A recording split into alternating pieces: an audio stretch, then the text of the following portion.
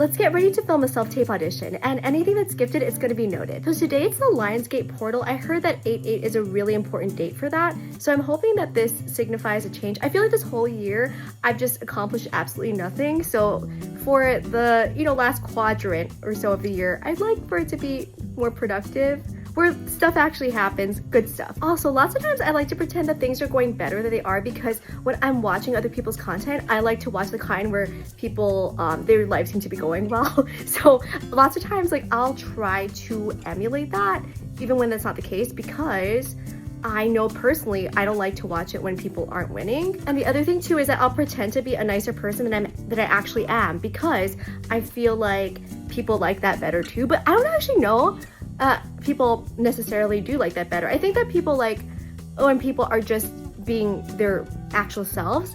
But when you're a Gemini, you're kind of like 3 people in one, at least 2 people in one, you know what I mean? I already put some of this on, but I had to reformulate my thought. Okay, so anyway, I think that, so a goal this year is I'd like to bring more of my authentic self to this page than I have in the past.